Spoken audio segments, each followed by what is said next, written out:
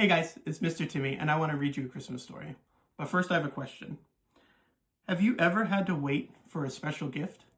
Maybe there's something underneath the Christmas tree right now that you're just so excited to open. It just wraps so beautifully, and you're just so excited to dig in.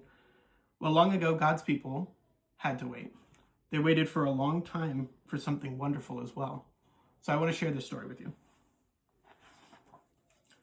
One night, on a quiet hillside, a little boy sat beside an old tree stump, watching and waiting. His name was Benjamin, and he was a watchman. Being a watchman was a pretty big job. Benjamin did his best to take it seriously, but the problem was that his main duty was to sit still and stare at a boring old tree stump, which made it kind of hard to stay interested. Even so, he knew that the people in his village counted on him. Benjamin's father was also a watchman and taught him all about it. "You want me to stare at a tree stump?" Benjamin had asked when he first learned of the watch. "It's not about staring, son. It's about waiting." His father answered, "Every day and every night, one of us is watching. We watch for the sign of the arrival of the king, just like our Maker promised." Benjamin's father had raised him to know the old stories of their people. He told him how once, long ago, their Maker created the world and everything in it. All of it was very good, and the Maker had created people to love him and care for his world. But something went terribly wrong. The people chose to follow their own plans. They disobeyed their Maker, and in doing so, allowed a curse to enter the land. The curse of sin. The curse brought pain and sorrow into their lives, and the lives of all their children. The world was still beautiful, but now, because of the curse, it was broken. Worst of all, the curse separated people from their Maker. Instead of living with him forever, they died. It all seemed rather hopeless, but things aren't always as they seem. Benjamin's father taught him that after their Maker had promised to send someone to undo the curse. He promised to send them a king who would rescue them and restore the whole world. Instead of leaving them like a useless stump, the Maker promised that a new branch, one man, would grow his people into a fruitful tree. This man would come from the family of a man named Jesse. The Maker told people to wait for his king and to trust in his promise. The watchmen did trust, and they did their best to help others trust. They reminded the people about what the Maker had said hundreds of years before. "There shall come forth a shoot from the stump of Jesse, and a branch from his roots shall bear fruit." Even though the Maker had been awfully quiet for many years now, the watchmen still trusted his promises and kept a close lookout for the arrival of the promised king. Benjamin wanted to be a good watchman, but he found it difficult. For one thing, it had become really boring. He tried to focus by tracing the rings of wood on the stump, circling his eyes round and round as he thought about the Maker's promise. But as hard as he tried, it took only a skittering bug or the hoot of an owl to make him completely lose track of where he was. Besides that, Benjamin struggled because everyone laughed at him. Sometimes other children from the village would throw things at him as he tried to stare at the stump. It was all very distracting. Then there were the shepherds. They often walked past him on their way to the fields. Most nights, Benjamin could hear them laughing and having a good time as they roamed the neighboring hillside. They have all the fun, Benjamin often thought. They're not stuck looking at an old stump. I wish I could have been a shepherd instead of a watchman. Night after night, Benjamin kept watch, hoping that the long-awaited shoot would appear on the stump. But it never did.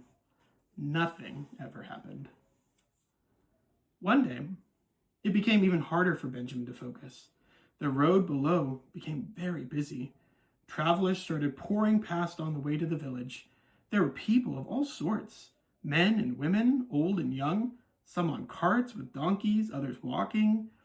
Benjamin even noticed a man helping a very pregnant woman slowly make her way along the road. Along with all these distractions, something deeper started to trouble Benjamin. He had always believed the Maker would send the promised king, but he couldn't help but wonder what was taking so long. Maybe we got the plan wrong, he began to think. maybe he's not coming at all. The thought left him confused and a little ashamed.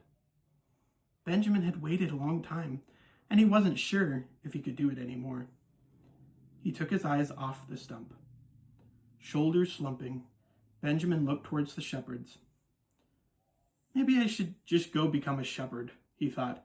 It seems I'm not cut out to be a watchman after all. But as he gazed towards the shepherds, Benjamin's eyes squinted and then widened. The shepherds were not alone. In the sky above them, a single light shone down. Suddenly, a glorious brightness lit up the night sky over the shepherds. Shading his eyes, Benjamin could see a host of dotted lights within the larger glow. He couldn't make out the words, but he could hear that the lights were singing, joyously singing. Benjamin sat spellbound as he took in the light and melody. It was so beautiful, he never wanted it to end. And yet, something drew his attention back to the old stump. Benjamin's eyes had been trained to know every detail of the stump. It never changed. It had always been the same. But it wasn't now. Growing out of the hardened wood, on the top of the stump, was a small green shoot. A great flood of joy filled Benjamin as he remembered the Maker's promise. There shall come forth a shoot from the stump of Jesse, and a branch from his roots shall bear fruit. Quick as he could, Benjamin jumped up and ran towards the village, down into Bethlehem, barely able to contain his excitement as he darted along the dark path. As he reached the edge of the sleeping houses, the words burst out of his mouth in a great shout. "He's here! He's here! The king has come!" Just then, the door of a small building swung open and light from inside spilled out into the street. And Benjamin heard a familiar voice, the voice of one of the shepherds. "Yes, the king has come. Would you like to come in and meet him?" The watchmen in the story were not real, but the events Benjamin saw on the shepherd's hill were. This was the first Christmas. At Christmas, we remember that Jesus was born so that he could live, die, and rise again to keep God's promise to rescue us. We remember that he ascended back into heaven, and he now sits on his throne as the king that he is. But before Jesus went, he said, "I will come again, and I will take you to myself, that where I am, you may be also."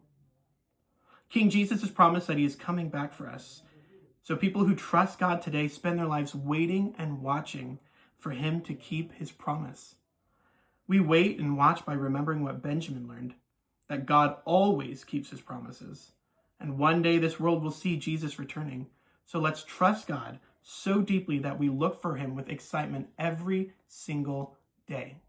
I love you guys. Merry Christmas.